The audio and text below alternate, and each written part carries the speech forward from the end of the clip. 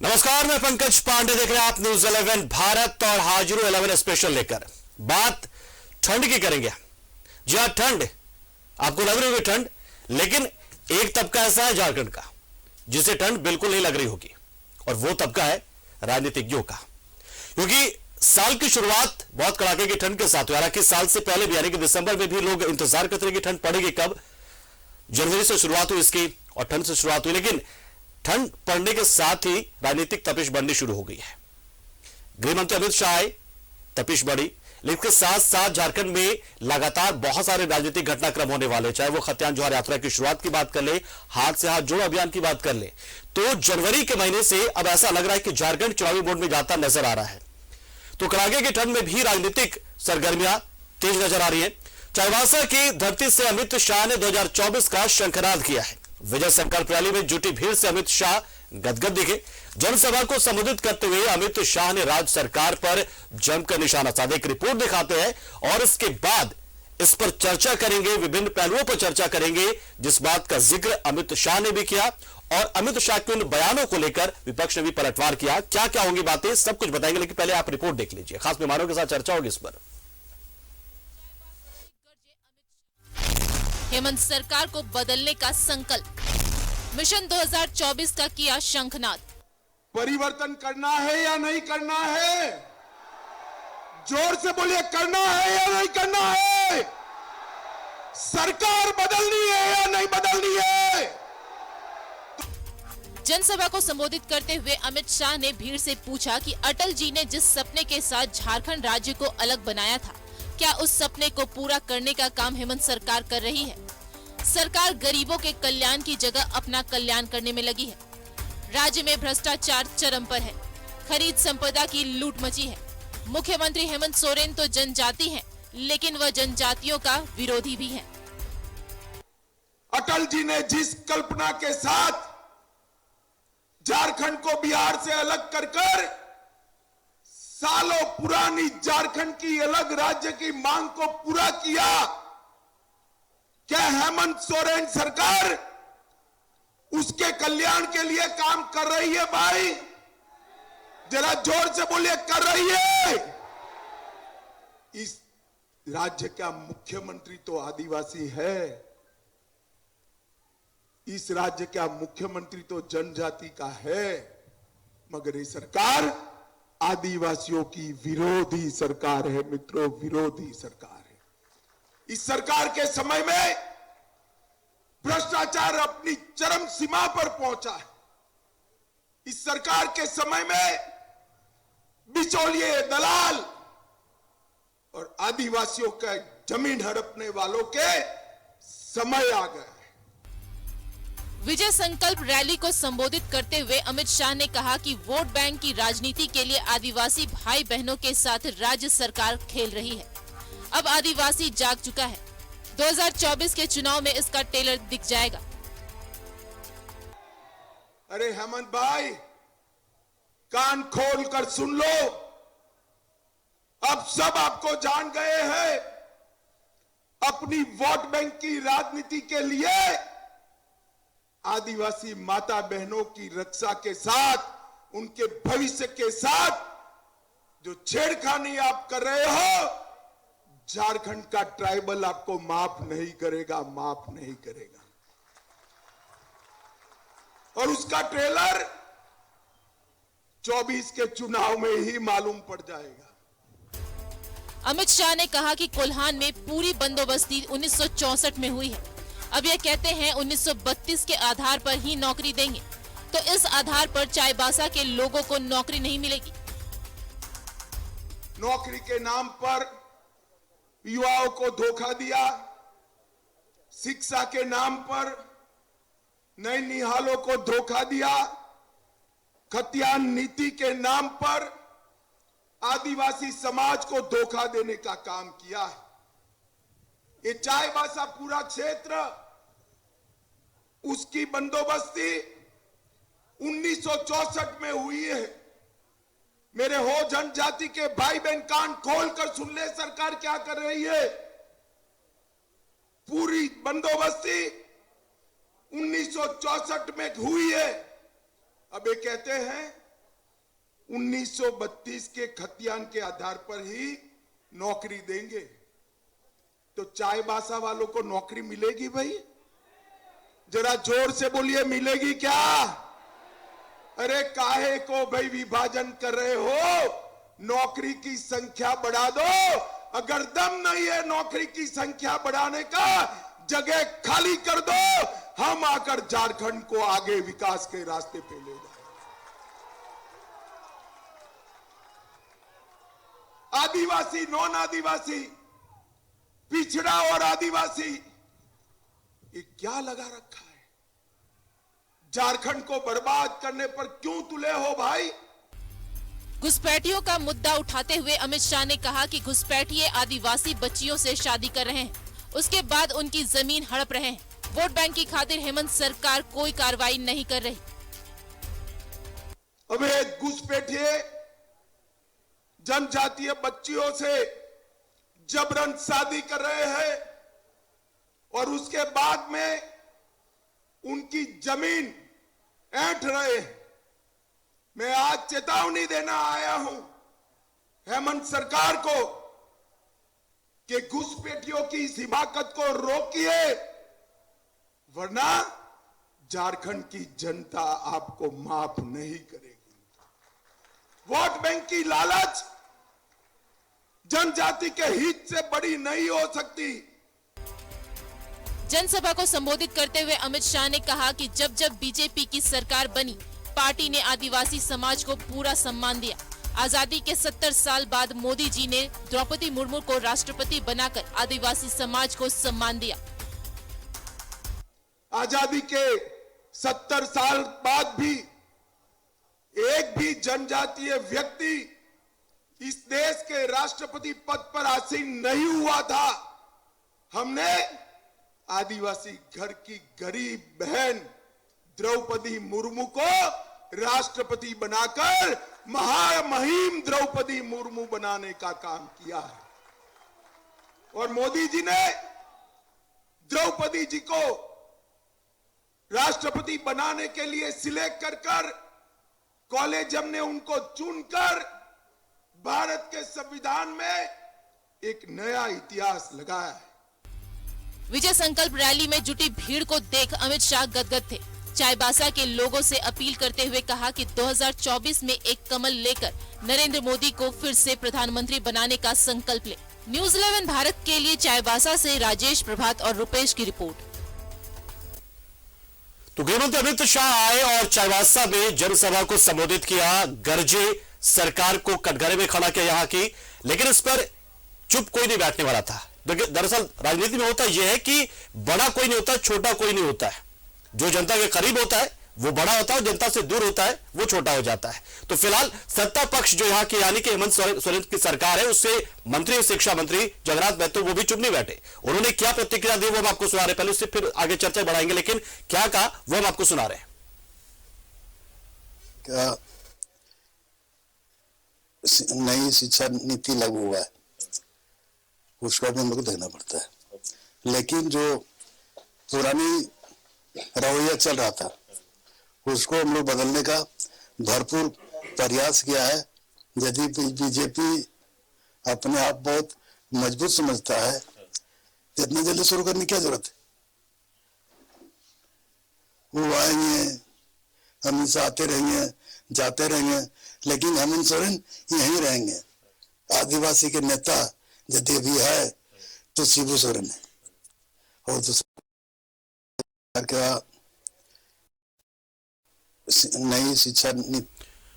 तो अमित शाह आते जाते रहेंगे, हेमंत सोरेन ही आदिवासियों के नेता रहेंगे। जगन्नाथ महतो ने यह प्रतिक्रिया दी है। खैर वो उनका विचार है और पार्टी उनका इत्तेफाक रखती है कि नहीं रखती, उनके विचार से बात अलग है। लेकिन अमित शाह के आने के बाद से राजनीतिक सरगर्मियां अचानक से बढ़ गई हैं और हमारे साथ खास मेहमान जुड़ेंगे। हम लेकिन सबसे पहले आपको रिपोर्ट तो दिखाया हमने, आपको रिपोर्ट्स में जो है जानकारी आपको देंगे, कुछ पॉइंट्स हम पॉइंट आउट करेंगे यहाँ पर। हमारे साथ खास मेहमान जुड़ गए, राजू रंजन जी कांग्रेस से और साथ में प्रतुल शाहदेव जी हैं बीजेपी से। आपका बहुत बहुत स्वागत है इस खास पेशकश में, जिस पर हमको चर्चा करना चाहिए कि क्या वाकई में अब हम चुनावी मोड में जा चुके हैं, क्या झारखंड की जनता अब चुनाव की ओर देखने लगी है।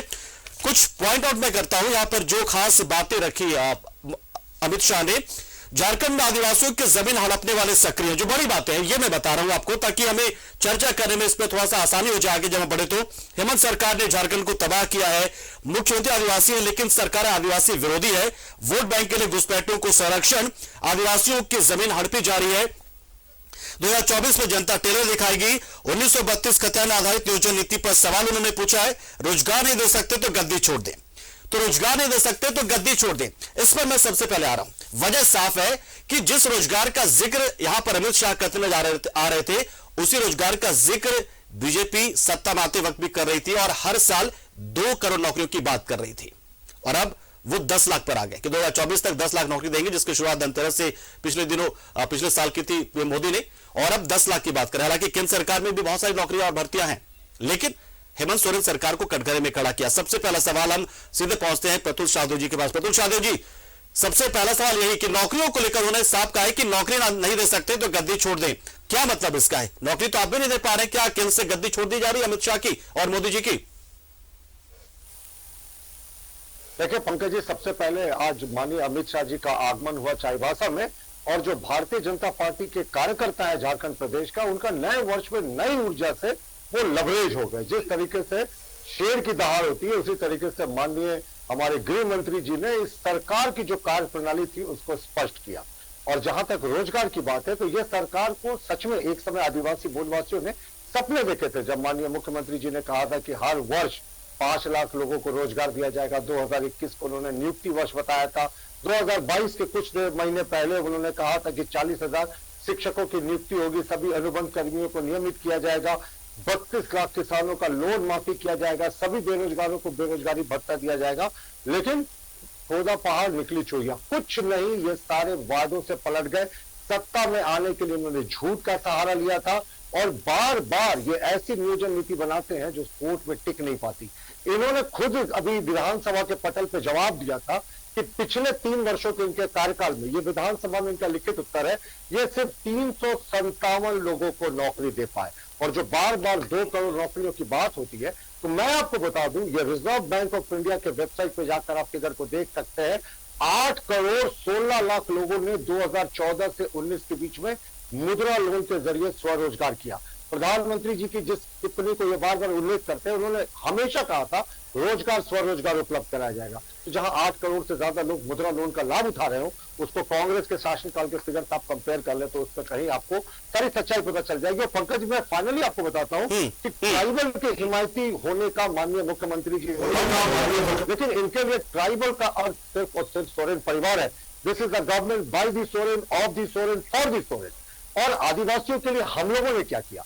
देखिए, अटल बिहारी जी के समय में पहला जनजातीय जो मंत्रालय था, वो हमारी सरकार ने बनाया। कांग्रेस 5 दशकों तक सत्ता में रही। चलिए नौकरी पे बात कर लेते हैं। नौकरी की जो कि सबसे बढ़ चढ़ कर जिसका जिक्र किया है अमित शाह ने, उसी नौकरी पर हम अगला सवाल पूछेंगे राजीव रंजन जी से। राजीव रंजन जी, देखिए, उन्होंने कहा कि नौकरी आपने देने की बात कही थी, नौकरी आप नहीं दे रहे हैं तो आप छोड़ दें। देखिए, पर उपदेश कुशल बहुतेरे के तर्ज पर भारतीय जनता पार्टी सदैव राजनीति करती चली आई है। अपने गिरेबान में भी इनको झांकना चाहिए। अब बातों को कैसे घुमाना है, इसमें बड़े माहिर लोग हैं। ये मुझे एक बाइट दिखा दीजिए रोजगार स्वरोजगार, जो मेरे विद्वान मित्र भी कह रहे थे। उन्होंने साफ साफ कहा था कि प्रतिवर्ष 2 करोड़ लोगों को हम रोजगार देंगे। 7,21,000 लोगों को रोजगार दिलाया 8 साल में, 16 करोड़ लोगों के स्थान पर। और अब ये मुद्रा लोन की बात कर रहे हैं। कल को पकौड़े तलने का भी सलाह देते थे ना। अब उसमें क्या, कौन सा रॉकेट साइंस ये लगवाना चाहते थे? तेल का सप्लाई करते थे कि गैस देते थे? जो फ्री गैस दिया वो भी दोबारा लोगों ने नहीं भरवा पाया। इस प्रकार की ये अर्थनीति लेकर के आए। एक तरफ अपने 5 ट्रिलियन इकोनॉमी की बात करते हैं, दूसरे तरफ कहते हैं कि देश की 80% जनता को हम अभी भी खाद्य जो है गरीब कल्याण योजना के तहत वो हम दे रहे हैं मुफ्त में। तो अपनी बातों को किस प्रकार से कॉन्ट्रडिक्ट करना है उसमें घिर जाते हैं। और जहां तक for the people, by the people, उसकी कलई तो अमित शाह जी ने स्वयं मंच से खोल के रख दी। लोकतंत्र और लोकशाही पर से भारतीय जनता पार्टी के नेताओं का किस प्रकार से भरोसा उठ गया है, उसकी बानगी उन्होंने मंच से कहा। एक सवाल तो मैं पूछना चाहूंगा यहाँ पे राजीव रंजन, आप ही से पूछना चाहूंगा कि क्या जो आदिवासी नेता जो जेएमएम में है, कांग्रेस में है, सिर्फ वही आदिवासी हैं या बीजेपी के जो आदिवासी नेता आप लोग नहीं मानते हैं? आदिवासियत पर सवाल कौन खड़ा कर रहा है? लेकिन आदिवासियों के सर्वमान्य नेता ये तो कहा जाता है ना। बिल्कुल है, उन्होंने संघर्ष किया है ना, संघर्ष किया है, इसलिए उनको कहा जाता है। लेकिन आदिवासियों का नेता कौन है ये बताने की आवश्यकता नहीं है। विगत विधानसभा के चुनाव के परिणाम को देख लीजिए कि 28 सीटों में कितने आदिवासी नेताओं को जितवा करके भारतीय जनता पार्टी लेकर के आई, या इस विधानसभा के गठन के बाद जितने भी उपचुनाव हुए, मांडर का उपचुनाव था, विश्वास रैली, इसी प्रकार जैसे संकल्प रैली हुआ ना आज, विश्वास रैली बड़े तामझाम से नड्डा साहब आए थे। विश्वास किया क्या जनजातीय समुदाय के लोगों ने? क्योंकि जनजातीय समुदाय के लोगों के बीच में ये टेस्टेड है, जांचे और परखे हुए हैं। सबसे लंबे कालखंड तक इन्होंने झारखंड गठन के बाद शासन संभाला यहां, और अभी महामहिम राज्यपाल हर मीटिंग में कह रहे हैं कि आदिवासियों का विकास नहीं हुआ। तो ये सवाल वाजिब है, बनता है उनका, महामहिम को पूछना चाहिए कि जिनके हाथों में सत्ता की बागडोर थी वो विकास क्यों नहीं करवा पाए जिसका ये दावा करते हैं? क्यों जनजातीय समुदाय ने इनको नकारने का काम किया? चलिए ठीक है, प्रतुल साधु जी बता दिए क्यों नकारने का काम किया। आप बार बार द्रौपदी मुर्मू को महामहिम बनाने की बात आप करते हैं। महामहिम द्रौपदी मुर्मू जो पहली महिला आदिवासी राष्ट्रपति बनी, आप जिक्र करते हैं। आप आदिवासी राज्य के तौर पे आपने झारखंड को दिया, सौंपा यहाँ के लोगों को, ये आपका जिक्र करते हैं। लेकिन एक बात लगातार बार आप कहते हैं कि आदिवासियों का विकास यहां पर नहीं हो पाया, जबकि झारखंड आपने बनाया, आप आदिवासी कल्याण मंत्रालय आपने बनाया, उसके लिए आप बजट बढ़ाते हैं। तो ये तो जवाब जाहिर सी बात है, फिर ये बीजेपी से जवाब बनता है, केंद्र सरकार से जवाब बनता है। कंपैरेटिव स्टडी अगर आप कह दे तो मैं आपके चैनल में बता दूं कि कांग्रेस के शासनकाल में आदिवासियों का क्या विकास हुआ और हमारे शासनकाल में आदिवासियों का क्या विकास हुआ। और जो मेरे भाई विद्वान प्रवक्ता राजीव रंजन प्रसाद कह रहे थे, उनको प्रधानमंत्री जी को बयान को देखना चाहिए था। उन्होंने कहा कि हम 2 करोड़ लोगों को ऐसा तैयार करेंगे जो न सिर्फ रोजगार करेंगे बल्कि रोजगार देंगे। लेकिन कांग्रेस कन्वीनियंस की राजनीति करती है, और ये तो वही कांग्रेस पार्टी है जिसका झारखंड मुक्ति मोर्चा के साथ आज गठबंधन है, और ये तो वही दोनों दल है जो क्रेता और विक्रेता थे। इनके जो उस समय के कांग्रेस के प्रधानमंत्री थे नरसिम्हा राव, उन्होंने तो इनके 4 कांग्रेस झारखंड मुक्ति मोर्चा के सांसदों को सांसद रिश्वत काल में खरीद लिया था। 3 करोड़ रुपया बैंक अकाउंट में जमा हुआ था। सुप्रीम कोर्ट में वो केस रीओपन हो गया। उस समय जजमेंट आया था कि ये केस चूंकि लोकसभा में वोटिंग के दौरान हुआ है, ये सुप्रीम कोर्ट के प्रीव्यू से बाहर है। अब सुप्रीम कोर्ट उस पर रिव्यू करिए कि क्या ये वाकई वापस है, इसके बाहर है। देखिए वापस लौटते हैं, ट्राइबलों का हित किसने किया? अगर इनको सच में ट्राइबलों का हित करना था तो क्यों देश को 70 वर्षों तक इंतजार करना पड़ा एक आदिवासी बेटी को राष्ट्रपति पद पर सुशोभित करने के लिए? आप राष्ट्रपति तो छोड़ दीजिए, कांग्रेस ने आज तक एक गवर्नर भी आदिवासी समुदाय से नहीं बनाया। और हम लोगों ने संथाली भाषा को मान्यता दी संविधान में। हम लोगों ने राज्य को पहला ट्राइबल सीएम दिया। बिरसा जयंती को हम लोगों ने जनजातीय गौरव दिवस के रूप में मनाना शुरू किया। और जो ट्राइबल कल्याण का फंड था वो कांग्रेस के समय सिर्फ 21,000 करोड़ का बजट था, वो अभी हमारे वर्तमान की सरकार के लास्ट बजट में 86,000 करोड़ का हो गया है। और जहां तक ये चुनाव में रिजेक्शन की बात कर रहे हैं, तो ठीक है, पिछले विधानसभा चुनाव में हम अच्छा प्रदर्शन नहीं कर पाए, पर इनको भी याद रखना चाहिए कि पिछले लोकसभा चुनाव में गीता कोड़ा ने सिर्फ कांग्रेस की इज्जत बचाई थी, नहीं तो कांग्रेस का तो लोकसभा में पिछले 2-3 चुनावों से खाता भी नहीं खुला था। और आपको एक बात बता दें, जिसके नाम पर झारखंड मुक्ति मोर्चा वोट मांगती है, विश्वगुरु शिबू सोरेन जी, आदरणीय शिबू सोरेन जी भी दुमका चुनाव तो हार गए थे पिछले लोकसभा चुनाव में। तो हार और जीत किसी का पैमाना नहीं होता। और कोल्हान क्षेत्र में तो ये बार बार कहते हैं कि हम 17 सीटों पर अच्छा प्रदर्शन नहीं कर पाए, तो इनको याद रखना चाहिए कि 2014 के चुनाव में हम 11 सीट जीते थे कोल्हान में। तो एक चुनाव से किसी को जज नहीं किया जा सकता है। और जहां लेकिन उस सीट के लिए तो अमित शाह इतनी कवायद कर रहे हैं, बाकायदा 145 सीटें बनाई गई थी। जब नीतीश कुमार गठबंधन से हट गए तो 20 सीटें और जोड़ ली गई कि वो फोकस करके करना है। 1-2 सीटें आप कह रहे हैं कि 1-2 सीटों से हार कुछ नहीं होता, लेकिन आप अलग से फोकस करते हुए 166 और 167 सीटों पर फोकस कर रहे हैं, तो मायने तो रखता है सर। ऐसा नहीं 1-2 सीटों से तो हार जीत होती है, 1-2 सीटों से ही तो लोग सत्ता में आते जाते हैं, मायने तो रखता है। हमारे साथ डॉक्टर तरुण खत्री भी जुड़ चुके हैं। स्वागत है आपका सर, आपका भी इस चर्चा में, इस पैनल में। राजू रंजन जी और प्रतुल साधु जी लगातार हमारे साथ जुड़ रहते हैं और बहुत सारी बातों का हमने जिक्र किया कि जो खास तौर से हमने पॉइंट आउट किया था, जब रिपोर्ट दिखाई थी, पॉइंट आउट किया था कि कौन कौन सी बड़ी बातें। इसमें एक सबसे बड़ी बात जो मुझे नजर आई, जो मुझे लगा ऐसा, उन्होंने साफ कहा कि नौकरी नहीं दे सकते हेमंत सोरेन सरकार नहीं दे पा रही है, तो सत्ता छोड़ दे वो। देखिए पंकज जी, आज जिस चर्चा को लेकर के हम लोग यहाँ उपस्थित हुए हैं, उसमें सबसे महत्वपूर्ण बात जो आदरणीय अमित शाह जी के सभा में जो निकल करके आई, वो ये है कि किस तरीके से भारतीय जनता पार्टी के नेता श्री बाबूलाल मरांडी जी और तमाम उनके बाकी अन्य नेता किस तरीके से लोकप्रिय हेमंत सोरेन जी की सरकार को गिराने के लिए दिल्ली दरबार में जाते थे और अमित शाह जी को कहते थे कि सरकार को गिरा दो। यह सबसे महत्वपूर्ण बात आज उस मंच से निकल करके आ गई।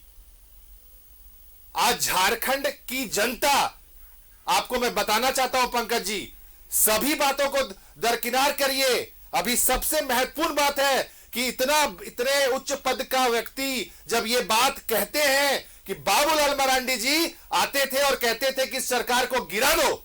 अरे आप सोचिए कि साजिश का जो जिसकी लगातार बिल्कुल मैं ये जवाब झारखंड के हित की बात है, इसमें आप मैं जवाब दे रहा हूं कि आप मुझे प्रतुल शादी से जवाब दूंगा इसी का, प्रतुल शादी से जवाब दूंगा इसी का। डिरेल कर देंगे वो, मुझे पता है वो डिरेल करेंगे, जवाब नहीं है। अरे आप साजिश करते थे चुनी हुई सरकार को गिराने के लिए और दिल्ली दरबार में अपने आकाओं के पास जाते थे।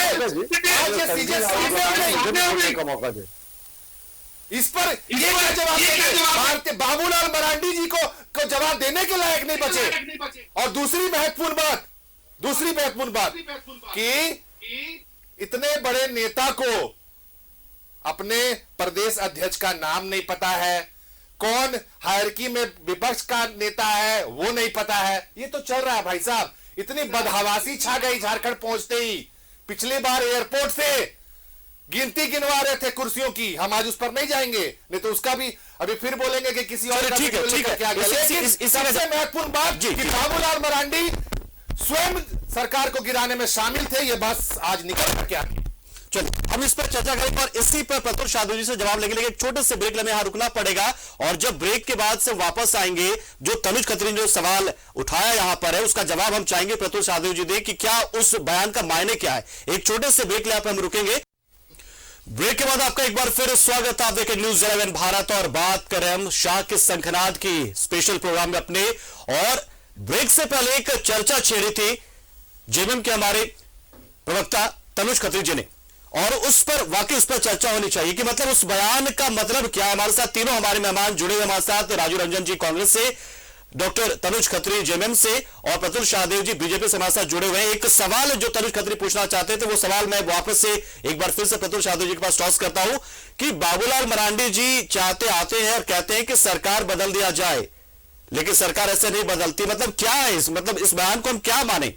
प्रतुल शाहदेव जी, गृह मंत्री अमित शाह है, बीजेपी में नंबर 2 आप कह लें मोदी जी के बाद, क्या इस बयान को क्या माना जाए? पंकज जी, मैं सुन नहीं पा रहा था किसने क्या कहा, लेकिन जो भी झारखंड मुक्ति मोर्चा के नेता इस बात को कह रहे हैं वो जरूर जेएमएम टीवी देख रहे होंगे जहां इस तरह की चीजें ब्रॉडकास्ट की गई होंगी। बाबूलाल मरांडी जी ने क्या कहा, सब लोगों ने लाइव देखा। बाबूलाल मरांडी ने इस राज्य की 3.5 करोड़ जनता की भावनाओं से, ये तो हम अमित शाह की बात कर रहे हैं। अमित शाह ने कहा अपने भाषण में प्रतुल शाहदेव जी कि बाबूलाल मरांडी कहते हैं कि सरकार बदल दीजिए। मुझे पंकज जी मुझे भी बराबर का मौका दीजिए। चैनल है, मुझे एक्सप्लेन यहाँ कोई बीजेपी टीवी और सभी नहीं है। दर्शक बाबूलाल मरांडी देख रहे होंगे और हम उसी में बैठे हैं, तो अमित शाह जी के भाषण का आखिरी का 1 मिनट का अंश को आप चलाने का काम करें। लोग निजात चाहते हैं कि किस तरीके से उन्होंने कहा कि बाबूलाल मरांडी जी दिल्ली आकर कहते थे कि हेमंत सोरेन की सरकार को गिरा दीजिए। उन्होंने कब कहा जवाब उन्होंने करे। अरे चलो मैं पैनल से गुजारिश करूंगा, अगर वो बयान हमारे पास है तो वाकई में वो सुनाया जाना चाहिए, वो सुनाया जाना चाहिए कि क्या वो बयान है। तो मैं चाहूंगा कि पैनल आपको देखना चाहिए बाबूलाल जी ने भी क्या कहा। बात अमित शाह जी की हो रही है। अमित शाह आपके बड़े नेता है कि बाबूलाल जी हैं। अमित शाह जी ने ये कहा कि बाबूलाल मरांडी दिल्ली आकर बोलते हैं कि हेमंत सोरेन की सरकार को गिरा दीजिए, लेकिन उन्होंने ये भी कहा कि हम नहीं गिरा सकते। तो ये उचित नहीं है, फिर मुझे भी अनुचित ठीक है प्रतुल शाहदेव जी, हम प्रयास कर रहे हैं। हालांकि उस पूरी रिपोर्ट में वो बयान हमने भी सुना है और उस रिपोर्ट में मेरी जो फोकस है वो तो नौकरी पे चला गया था शुरुआत में, लेकिन तनुज खत्री जी ने पकड़ा उस बात को पकड़ा। और पंकज जी बहुत सीरियस इशू है, बोलूं, झारखंड की जनता आपको सुन रही है। अगर इसको देखिए, इग्नोर अब मुझे करेंगे बता तो दीजिए, झारखंड की अमित जनता शाह माफ जी नहीं ने कहा अपने करेगी। आपसे मैं गुजारिश करता हूं न्यूज़ 11 बाबूलाल जी ने कहा कि इस अभी मैं गुजारिश करता हूं कि वो मैनेज करें चीज को, और कहीं ना कहीं से हम वो बयान अगर वो संभव हो पाए तो सुनाएंगे बहुत जल्द। लेकिन ये बात कहा प्रत्युष यादव जी, अभी मैं भी कहता हूं क्योंकि रिपोर्ट में हमने सुना और आपने भी सुना है, वो आपने इग्नोर किया होगा शायद, लेकिन तनुज खत्री ने उस बात को पकड़ा कि अमित शाह ये कह रहे हैं। देंगे अगर पंकज जी आप मेरी आवाज नहीं सुन जी जी मैं सुन पा रहा हूं। मैं कह रहा हूं, आपसे गुजारिश कर रहा हूं कि मुझे बोलने का मौका दे। देखिए मैंने क्या कहा, अमित शाह जी ने कहा, बाबूलाल मरांडी जी ने कहा इस सरकार से निजात दिलाओ, तो इस सरकार से निजात इस प्रदेश की जनता दिलाएगी। तो उन्होंने इसमें क्या गलत कहा? उन्होंने कब कहा बाबूलाल जी हमारे पास आते थे बार बार और कहते थे, ये उस मंच में हुई बातचीत का उल्लेख है। और गृह मंत्री जी ने तो एक और बड़ी बात कही कि झारखंड ने पूरे राष्ट्रीय स्तर पे अपनी बदनामी भ्रष्टाचार के कारण की। मुख्यमंत्री जी के जो विधायक प्रतिनिधि है वो जेल में है। 1000 करोड़ का सिर्फ साहिबगंज घोटाला हुआ, एक जिले में माइनिंग घोटाला, पूरे प्रदेश में देखें तो पता नहीं 10,000 करोड़ 15,000 करोड़ क्या फिगर होगा, ये आकलन कर पाना मुश्किल है। सत्ता के गलियारे के बड़े दलाल प्रेम प्रकाश, अमित अग्रवाल, जितने सारे लोग हैं सब सलाखों के पीछे हैं। मुख्यमंत्री देश के इतिहास में पहली बार हुआ है कि कोई करप्शन के मामले में मुख्यमंत्री जी को सम्मन किया गया हो और मुख्यमंत्री जी ईडी के सामने पेश हुए हैं। और उनके जो विधायक प्रतिनिधि थे, मुख्यमंत्री जी ने कहा था कि उन्हें जानकारी नहीं थी कितना बड़ा घोटाला हो रहा था। तो जब जानकारी हो गई उसके बाद उन्हें नहीं हटाया गया। देखिए वो बयान आप 300 कॉल्स किए उन्होंने। बयान तो 5 साल के बाद का बयान होना चाहिए था ना, कि 5 साल के बाद जब चुनाव होते तब बाबूलाल मरांडी कहते कि इस बार थोड़ा मेहनत लगा दीजिए। नहीं, आप क्या चाहते हैं कि हम प्रजातांत्रिक तरीके से आंदोलन भी नहीं करें? इंदिरा गांधी ने जब इमरजेंसी थोप कर पूरे देश में अराजकता फैला दी थी तो क्या जेल आंदोलन के लिए नहीं उतरे थे? क्या उन्होंने राज्य की अब इस सरकार को राज्य के 3.5 करोड़ जनता को इतना लुटा है कि अब भारतीय जनता पार्टी कहती है अब बस, अब नहीं चाहिए, प्रजातांत्रिक तरीके से आंदोलन करेंगे, जन आंदोलन करेंगे और इस रूस का सरकार को प्रजातांत्रिक तरीके से अगर किसी सरकार के खिलाफ आंदोलन की शुरुआत नहीं होगी, मेजोरिटी का हवाला देता तो इमरजेंसी पे देश में हमेशा लगा रहता। इमरजेंसी में जिस पार्टी ने सारे देश के नागरिकों के फंडामेंटल राइट को सस्पेंड कर दिया था, आज वो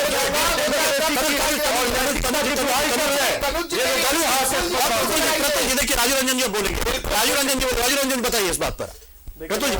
दोनों को पैनलिस्टों से आग्रह करूंगा कि बड़ी तन्मयता से मैंने आप दोनों को सुना है, बिल्कुल, तो कम से कम मेरी बातों को भी सुना जाए। पंकज जी मेरा ऑडियो ठीक करेंगे, मुझे किसी की आवाज नहीं आ रही। देखिए इधर उधर की बात न कर, ये बता कि काफिला क्यों लूटा। मैंने वही प्रश्न खड़ा किया था कि महामहिम जी अभी लगातार 2-3 मीटिंगों में ये सवाल कर रहे हैं, तो ये वही सवाल है कि इधर उधर की बात न कर, ये बता कि काफिला क्यों जी इनसे एक उदाहरण पूछिए कि कांग्रेस के हजारों करोड़ की मुख्यमंत्री को कांग्रेस ने अपना टेन्योर पूरा कर दिया। बोल रहे थे तो मैं तन्मयता से सुन रहा था।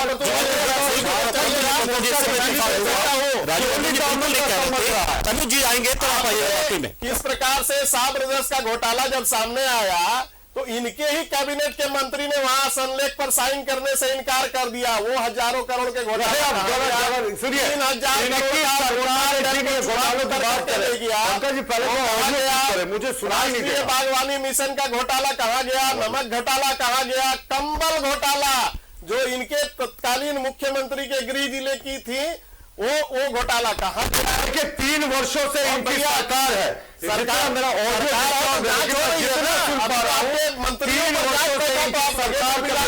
ने कहा कि 3 महीने के भीतर तमाम चाहिए कि 4.5 घोटाला जिसकी बात करते हैं इनके मंत्री ऐसा कोई घोटाला ही नहीं। और उस समय मुख्यमंत्री की बात करते हैं 3 वर्षों जनता को रिकॉर्ड तोड़ने वाला सरकार है साहब। आपने गलत बयानी की मिश्रा ने सरकार बना करके 300 करोड़ 5 वर्षों में तमाम लोग करवा पाए। उस समय कहा सीधा चली गई थी और ऐसा ऐसा कैसे होता है बात करते हैं, ऐसे ही लोगों को छेड़ने का काम करते हैं। झारखंड के लोग बड़े सजग हैं, आदिवासियों की बात करते हैं, राष्ट्रीय वनाधिकार कानून में संशोधन करके अभी तो आप इसका हक और अधिकार छीनने का प्रयास किया गया। गृह मंत्री जी किसने ने लाया यहाँ पर जो ये भूमि अधिकार कानून का भ्रष्टाचार संशोधन किसके पक्ष में लेकर के आए थे?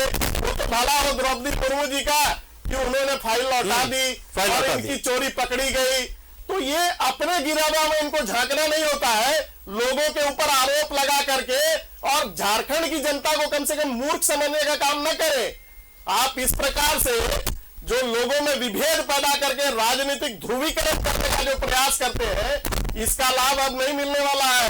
झारखंड की जनता राजीव रंजन जी का सवाल सीधा प्रत्युष जी आप पे, क्योंकि आप जो बात करते हैं डेमोग्राफिक चेंज होने का या फिर तुष्टिकरण का, तो आप कहीं ना कहीं एक कम्युनिज्म या ध्रुवीकरण करना चाहते हैं, और वही आपका आरोप क्या होता है? ये राजीव रंजन जी का सीधा आरोप, और वही करने के लिए यहाँ पर अमित शाह जी आए थे। ये ध्रुवीकरण हम करते हैं। हिंदू फल दुकान लिखने पे किसको जेल भेजा गया?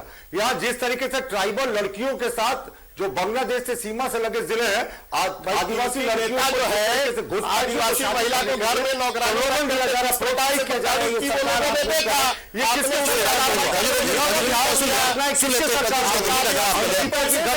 सरकार में हुई?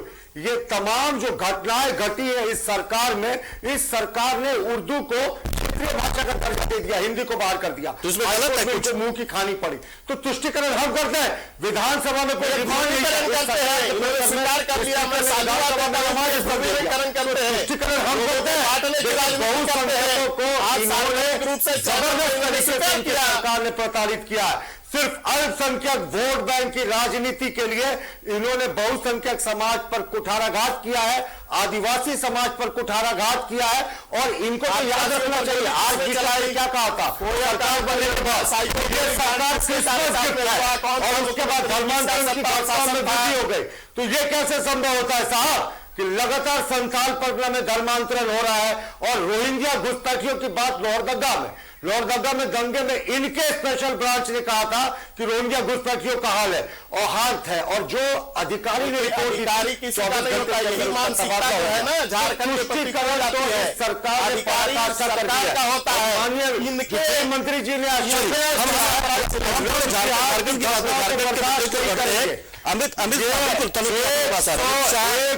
या फिर रघुवरदास जो होते हैं, तुम आप चाहिए 100 रजिस्टर्ड मैरिज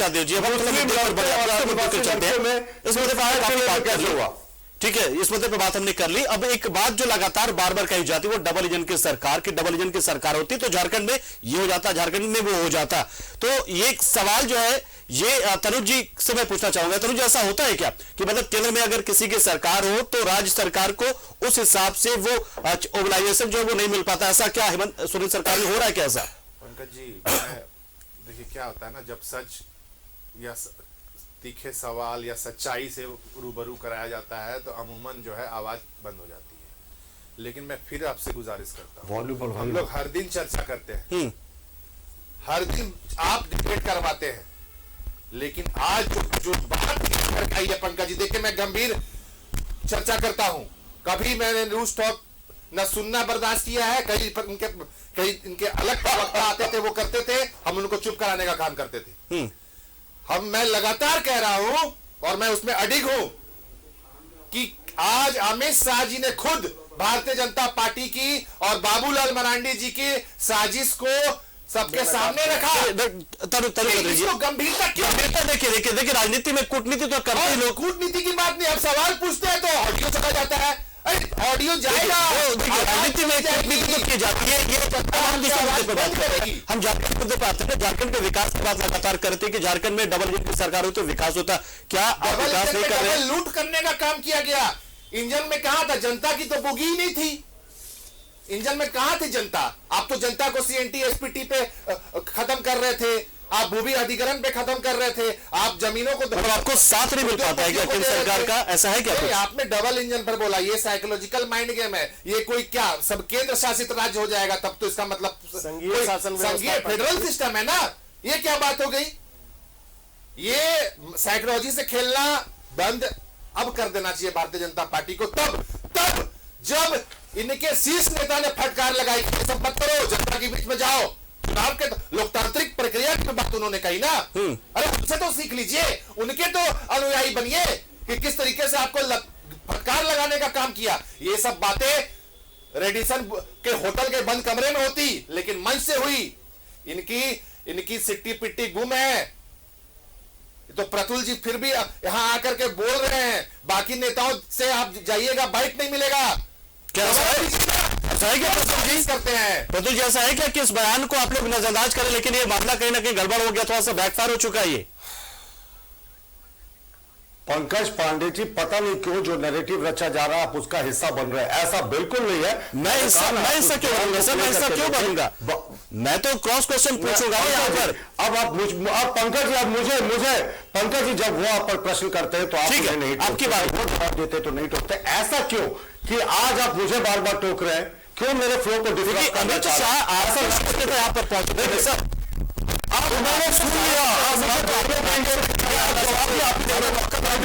पांडे जी, आप डिसाइड कर लो, आप जज, जूरी, एग्जीक्यूशनर सब बन जाओ। आज आपको जो मन में आता है कर लो, ये कोई तरीका नहीं होता। मुझे जवाब देने देना, मैं बड़ी कदर करता हूं आपकी, मुझे भी मौका दे। लेकिन मैं इसका जवाब पहले दे चुका हूं कि जो कुछ भी हुआ मंच पे हुआ।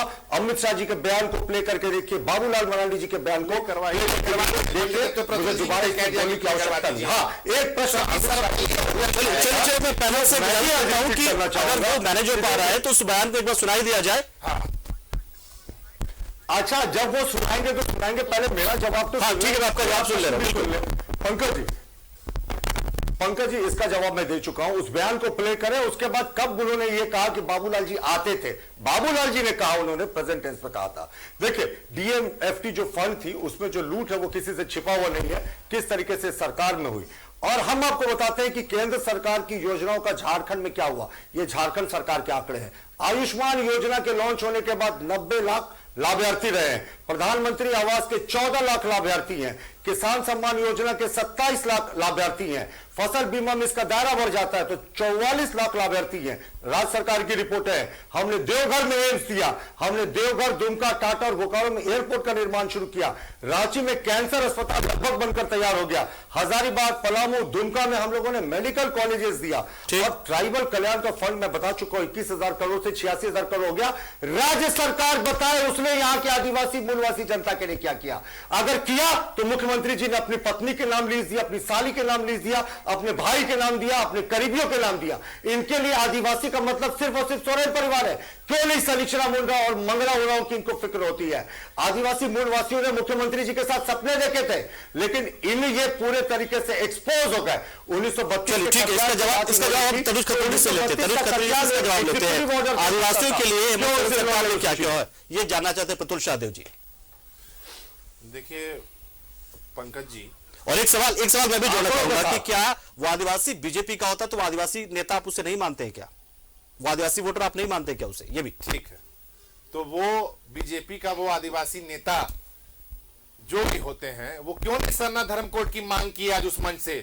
क्यों नहीं कहे कि 1932 को 9वीं अनुसूची में शामिल किया जाए? बल्कि ये नैरेटिव सिखा के चले गए उनको कि ये तो मतभेद हो रहा है। गलत चीज को प्रस्तुत करने का काम अपने केंद्रीय नेताओं के सामने भी किया भारतीय जनता पार्टी के लोगों ने। क्यों नहीं ओबीसी आरक्षण को आप कहते हैं कि उसको शामिल किया जाए? सरना धर्म कोड पर आप चुप हैं। सिर्फ बोल देने से नहीं होता है ना पंकज जी। आप हमने क्या किया है ना उसकी लंबी लिस्ट है, हमने डिस्कस किया था ना पिछले डिबेट में आपसे। लेकिन मैं फिर मुझे एक मिनट, बहुत सेंसिटिव सवाल सब चीज उन्हीं से मैं वही कह रहा हूं कि आप देखिए आज बात देखिए सबको बराबर मौका मिलेगा। तनुज जी बोलेंगे, फिर राजू रंजन जी के पास, फिर आपके पास। एक मिनट सरकार वो लोग दो लोग हैं, चल रहे हैं, दो लोग हैं वो पंकज जी, दो लोग हैं वो पैनल। अगर आप देखें ना दो लोग क्या होता है सर? 3 लोग हमारे साथ है पैनल में, तीनों को बराबर मौका मिलना चाहिए। नहीं, अगर मैं विपक्ष से तो अकेला डिफेंड कर रहा हूं ना, मुझे 1 मिनट चाहिए। फिर आप जितना मर्जी टाइम देना, मुझे 1 मिनट देना। तनुज जी ने कुछ सीरियस क्वेश्चन उठाए हैं, मैं उसका जवाब देना चाहता हूं। आप क्यों नहीं जवाब दे पा रहे हैं कि कैसे एडमिट करें? मैं सारे प्रश्नों का 1 मिनट में जवाब दूंगा। पास हुआ है आज हम डंके की। पंकज जी मैं बोलूं प्रवचन एक तरफा चलता रहेगा। देखिए या ये पंकज जी, हम डिबेट में बैठे हैं, एफएम चैनल में नहीं कि एक ही पक्ष बोलता रहेगा दूसरा पक्ष चुप रहेगा। मुझे एक मिनट बता रहे हैं, देखिए अब यही तो कह रहे प्रतुल जी कि इसको टॉलरेट नहीं किया जा सकता। मुझे एक मिनट दीजिए, आप लगातार मौका दे रहे हैं सर। नहीं, मैं एफएम चैनल में पैनलिस्ट की तरफ से बोल रहा हूं, पैनलिस्ट के लिए बोल रहा हूं। आप अपने चैनल से आप बोलते हैं, मैं एक बड़े मुद्दे उठाए हैं तो मुझे जवाब देने के लिए तीनों, अगर सत्ता पक्ष से 2 लोग हैं और विपक्ष से, तो थोड़ा सामंजस्य क्यों नहीं बुलाते हैं? आपसे अपेक्षा तो है, तो मना नहीं किया है। हाँ, आपका जो गठबंधन है उसको बुलाइए अगर है तो। हम लोग को बुलाते हैं, जवाब दो, पैनल हम डिसाइड करते हैं क्या? पंकज जी, इनकी स्वतंत्रता उनका सुनी लेते हैं फिर, ठीक है सर। फिर आप जितनी मर्जी बुलवा लेना। देखिए, इन्होंने 1932 के खतियान की बात की, तो 2002 में बाबूलाल मरांडी जी ने 1932 के खतियान को लागू किया था, जिसे 2003 में उच्च न्यायालय ने खारिज कर दिया था और कहा था कि इसमें कुछ संशोधन कीजिए, फिर इसको आप लेकर आइए। तो ये सरकार बिना संशोधन किए 1932 के खतियान को लेकर आई और इसको 9वीं अनुसूची में डालने की प्रक्रिया में डाल दिया, जबकि ये एक सरकारी संकल्प से जारी हो सकता था। ये मुख्यमंत्री के आदेश से 1 मिनट के भीतर इसकी अधिसूचना निर्गत हो सकती थी। उच्च न्यायालय ने जो सुधार करने को कहा था वो अगर कर लेते तो, लेकिन ये आईवॉश करना था ना इनको। 1932 के खतियान और यहाँ के आदिवासी मूलवासी जनता से इनको अगर प्रेम होता, भारतीय जनता पार्टी ने तो विधानसभा में कहा था, हमारे मुख्य सचेतक वीरेंद्र नारायण जी का बयान है कि हम 1932 के खतियान के पक्षधर 2002 में हम ही लेकर आए थे, लेकिन आप उसको सरकारी संकल्प से जारी कीजिए, हम इसके लाने के तरीके का विरोध कर रहे हैं। ओबीसी आरक्षण, अरे ओबीसी सवाल ले लिया आपके सवाल का प्रतुल जी, क्या लेना, लीजिए ना राजीव जी से सवाल। नहीं मैं वही कह रहा था कि बड़े शानदार तरीके से बातों को किस प्रकार से घुमाया जाए, इसमें भारतीय जनता पार्टी का कोई शानी नहीं है। बड़े चालाक लोग हैं, जब सत्ता में रहते हैं तो खुद सबसे लंबे समय तक आप शासन में थे ना साहब, आप क्यों सुधार नहीं किए? आपको मौका मिला, आप 1985 का कट ऑफ डेट लेकर के आ गए, ढोल मांदर लेकर के उतर गए। 1932 जब आप लेकर के आए सड़कों पर, हम लोग 1932 का भी कट ऑफ डेट लेकर आए थे 2002 में लेकर के आए, तो उस समय क्या हुआ? पूरे राज्य में उन्माद का वातावरण फैल गया, जहर घोल दिया लोगों के बीच। आज जिस बांटने की बात कर रहे थे अमित शाह, वो नजारा तो उस वक्त था जब लोगों को लोगों से अलग करके और यहाँ कई लोगों की जानें चली गई। इस बार हुआ क्या? अरे भाई, आप आदिवासियों के पक्षधर हैं तो 9वीं अनुसूची को ला करके उसको कानूनी शक्ल दे करके परमानेंट खत्म करने का प्रयास कीजिए ना। सबसे ज्यादा आपके पास शासन में, संसद में यहां से लोगों ने चुन करके भेजा है, आप कीजिए। आपने पिछले बार सरना धर्म कोड की बात बिल्कुल ठीक उठाई तनुज खत्री जी ने, क्यों नहीं? 1 साल हो गया अभी तक आप उसको पारित करवाने के लिए आगे आ रहे हैं। आपको सारे सांसदों को तो वहां बैठ जाना चाहिए धरना दे करके। आप भाई आदिवासियों के पक्षधर हैं, आपको उसको पारित करवाना चाहिए, तो वो नहीं करेंगे। सिर्फ और सिर्फ आदिवासियों को बेवकूफ बनाने का काम टोकनिज्म का सहारा लेकर के, एम्पावरमेंट की जगह में टोकनिज्म का सहारा लेकर के ये लोग बड़े चालाक लोग हैं। लोगों को गुमराह करने का, चाहे इनके छोटे नेता हो चाहे बड़े नेता हो, तमाम लोग इसी चाल का सहारा लेकर के यहाँ के गरीब भोले भाले आदिवासियों का दोहन करते आए हैं। और जब सत्ता और शासन में रहे तो उन पर गोलियां चलवा दी साहब। जिस बाबूलाल मरांडी जी के सहारे ये चुनावी बेहतरनी पार करने की बात कर रहे हैं, हालांकि प्रतुल भाई उन्हीं को फ्यूज बॉल बताते थे, खैर वो अलग बात है, राजनीति है। लेकिन कोयलकारों में गोलीकांड हुआ, साइको गोलीकांड हुआ, बाबूलाल जी स्वयं विरोध कर रहे थे उस समय। खूंटी के साइको में जो गोलीकांड हुआ, जो रामगढ़ में गोलीकांड हुआ, जो गोड्डा में गोलीकांड हुआ, क्यों वहां पर नहीं भारतीय जनता पार्टी आगे आकर के आदिवासी प्रेम दिखाई? मौका मिला तो 1985, और जब 1932 हो रहा है तो हम 32 के पक्षधर हैं। चलिए ठीक है, प्रतुल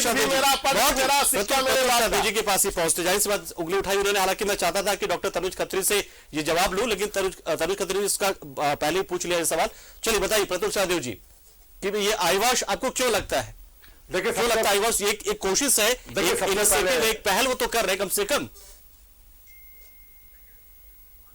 देखिए, 1992 में नरसिम्हा राव ने बहुत फेमसली कहा था झारखंड मुक्ति मोर्चा से कि आप अलग राज्य लोगे या 3 करोड़ लोगे।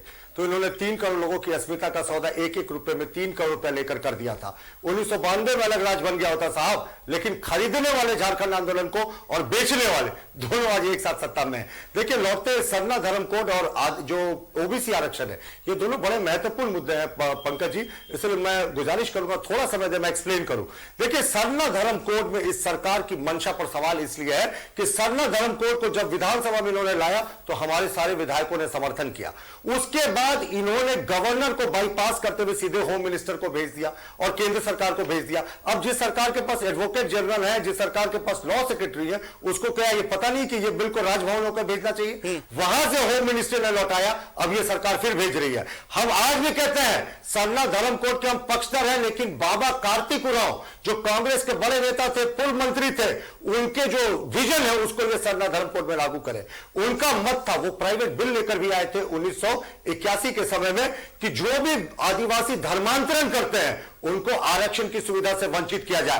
आज अगर कांग्रेस तैयार हो जाए, आज अगर झारखंड मुक्ति मोर्चा तैयार हो जाए कि सरना धर्म कोड लागू होगा, लेकिन आरक्षण का लाभ सिर्फ उन्हीं को मिलेगा जो पारंपरिक आदिवासी रीति रिवाज है उसका पालन करते हैं, जिन्होंने धर्मांतरण किया उसको इस श्रेणी से आरक्षण से बाहर किया जाएगा, तो हम भी आपके साथ हैं। ऐसा सरकार करने जा रही सरना धर्म में क्या इस तरह का प्रावधान होगा कोई? देखिए, ये आप नहीं समझते पंकज जी, ये आपके इतने अच्छे नहीं, वो साथ देने की बात करें। देखिए, आप देखिए, एक पहल है ना, एक कोशिश है, नहीं वो चाह रहे कुछ क्लॉज रख रहे हैं तो जाहिर सी बात है फिर उस क्लॉज को लेना पड़ेगा, सुझाव वगैरह। तो आपके एयर टाइम का इतना अच्छा इस्तेमाल उन्होंने फिर से पुष्टिकरण करने के लिए कर लिया, अब हम सब सुनते रह गए, फिर से बांटने की बात कर दी, फिर से धार्मिक नहीं करेंगे, इनको जहां नहीं करेंगे, कभी नहीं करेंगे, संख्यक दिखते हैं, इनको हिम्मत नहीं है कि जो आदिवासियों ने रीति रिवाज को जिंदा और कोई बाहरी ताकतें कर रही है तो उसको ये रोके, ये कभी नहीं करेंगे साहब। मैं तो स्पष्ट कहता हूं, उनकी बारी है, वाली पार्टी है, सूची में शामिल कीजिएगा ना, आप सरना धर्म कोड को कीजिएगा, आप इनसे पूछिएगा, हम तैयार हैं, जिन्होंने धर्मांतरण कर लिया आप उनको आरक्षण की सुविधा से बाहर करने का सरना धर्म कोड के लिए हम भी आपके साथ खड़े हैं, लेकिन जिन्होंने धर्मांतरण किया उसको इस सीमा से बाहर करें। ये बाबा कार्तिक उरांव का सपना था, कांग्रेस के बड़े नेता थे, बाबा थे, तो क्या आज कांग्रेस अपने बड़े नेता बाबा कार्तिक उरांव के सपने से भी खुद को किनारे कर रही है? यह बताएं। और ओबीसी आरक्षण की बात है ना, तो जो रघुवर दास की सरकार ने ओबीसी का जिला स्तर पर सर्वेक्षण शुरू किया था, शैक्षणिक, आर्थिक और उनके सामाजिक को, इस सरकार ने आते ही रोक दिया। और नागराज केस का सुप्रीम कोर्ट में जजमेंट है कि अगर आप 50% आरक्षण की सीमा को पार कर रहे हैं तो आपको जितने इसके समीकरण है जिला स्तर पे, उनके आर्थिक सामाजिक जो भी है उनको आपको देखना होगा। लेकिन यह सरकार ऐसे ही एक लिप सर्विस करने के लिए, एक दिखाने के लिए इन्होंने ओबीसी आरक्षण का पास किया। अगर ये ओबीसी सर्वेक्षण कराकर करते, ये तो सरकार वही सरकार है जिसने निकाय चुनाव कराने की घोषणा कर दी थी बिना ओबीसी आरक्षण के। यह सरकार तो वही सरकार है जिसने पंचायत चुनाव को बिना ओबीसी आरक्षण के पंचायत चुनाव करा लिया। इनके सरकार में तो एक भी एससी कम्युनिटी का आज मंत्री नहीं है, तो ये क्या बात करते हैं सबको लेकर साथ चलने की? बड़ा सवाल ये उठा दिया है, देखिए जवाब कौन देगा, राजीव रंजन जी या तनुज जी? वही कहा ना, एक एससी मंत्री क्यों नहीं है इनके सरकार में आज के दिन? कहा ना कि बड़े शानदार तरीके से टोकनिज्म का सहारा लेकर के ये लोग बड़े चालाकी से बगल की गली से टोकनिज्म नहीं, और एससी मंत्री कांग्रेस सरकार में बताइए, कांग्रेस ने तो एससी समुदाय बनाया होता, विधायकों ने, मंत्रियों ने बिहार विधानसभा में आप ही का सवाल जवाब मिल रहा है, आप ही का सवाल नहीं दिया होता, जवाब नहीं, क्या अलग राज्य का मार्ग प्रशस्त होता क्या? एससी समाज को प्रतिनिधित्व हेमंत सोरेन के सरकार में क्यों नहीं है? अपनी माननीय मुख्यमंत्री जी ने एक भी एससी समुदाय के व्यक्ति को प्रतिनिधित्व नहीं दिया। 1932 का कतियान को उन्होंने नोटिफिकेशन के जरिए क्यों नहीं लागू किया? क्यों नहीं सूची में भेजा? जो पिछड़ों का सर्वेक्षण जिला स्तर पर चल रहा था उसको उन्होंने क्यों रोक दिया? अगर खाली संपदा देने की बात होती है तो एक सीमित काम किया, आपको क्यों छटपटाहट हो रही है? वोट बैंक, वोट बैंक की राजनीति आप एक करते हैं। ऐसी आप मंत्री बताओ अपनी सरकार में, ये कौन ऐसी समाज के साथ बेरुखी कर रहे हैं? उसको कीजिए ना। आखिर आपकी आप समाज ने कीजिए। एससी की जितनी केंद्रीय बड़ी का सहारा भागीदारी है मत जाते हैं, लीजिए। उस पावर पूरे तरीके से चर्चिकार को कर सहारा रखा मत है। लीजिए। आज आप सबको साथ लेने की बात करते हैं, आप कहते हैं एससी एसटी ओबीसी को आप हित को साधेंगे, ओबीसी को आप बिना आरक्षण के निकाय चुनाव की घोषणा करते हैं, ठेकेदारों चुनाव को पूरा देते हैं, एससी समुदाय का एक मंत्री भी नहीं है आपकी सरकार में। तो कौन से सामाजिक न्याय की बात करते हैं? मैंने कहा कौन है government by the Soren, of the Soren, for the Soren, इनके लिए आदिवासी के मतलब सिर्फ और सिर्फ सोरेन परिवार है। इंग्लिश मिलेगा तो मुख्यमंत्री के भारत को, अगर जमीन के लिए मिलेगा तो मुख्यमंत्री जी के सच्चाई के साली को, उनके दरवाजे से आम आदमी हुए कितना जमीन है और इनके सरकार की आदिवासियों को जमीन खरीद दिया गया, मिलना खरीद दिया गया या कृषि के लिए या फैक्ट्री लगाने के लिए सरकार गिराने के मिश्रा को, पंकज मिश्रा की पत्नी को जरूर माइनिंग लीज मिला। चलिए ठीक है, अब तनुज मुझे इशारा करते हैं किस बात पर? मैं सभी का ख्याल रखते हुए झारखंड की जनता देख रही है, बिल्कुल, और आपके चैनल को तो स्पेसिफिकली झारखंड की जनता देख रही है। तो अभी ऑडियो की आवाज गायब कैसे करवाऊं पता है? अभी 2 मिनट में नहीं लगेगा, ऑडियो की आवाज गायब हो जाएगी, आवाज नहीं जाएगी। आप वीडियो चला दीजिए, अमित शाह जी वाला वीडियो ना बिल्कुल ऑडियो के आवाज गायब हो जाएगा। मैं बता रहा हूं, एडजस्ट कर रहा था। चलो हो जाएगा, झारखंड मुक्ति मोर्चा के नेताओं की हो रहा है, तो आज मैं पैनल से पूछता हूं, पैनल से पूछता हूं, एक मिनट, पैनल से पूछता हूं,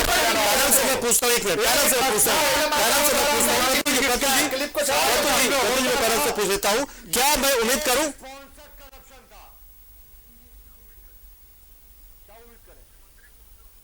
मुख्यमंत्री को हम लोग और उनकी सरकार को लूटने की छूट है ना साहब, ये बिल्कुल उम्मीद नहीं करें।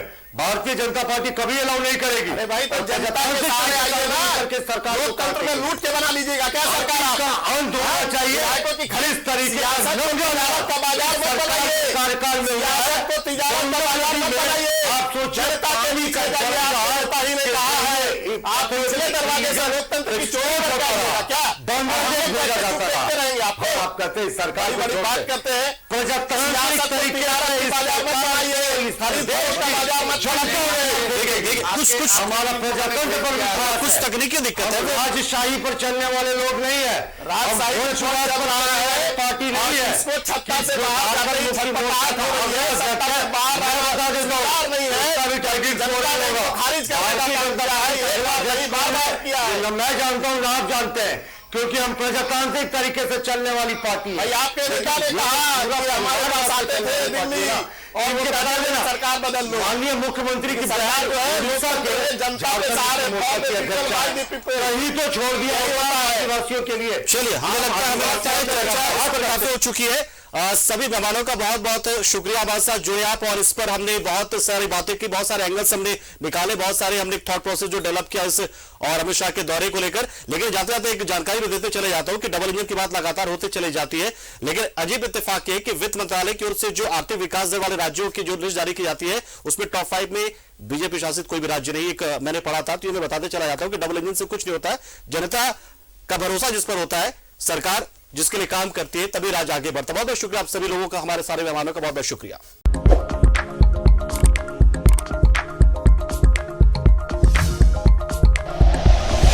Like and share videos, subscribe करें हमारा चैनल और प्रेस करें बेल आइकॉन। News 11 भारत, सच है तो दिखेगा।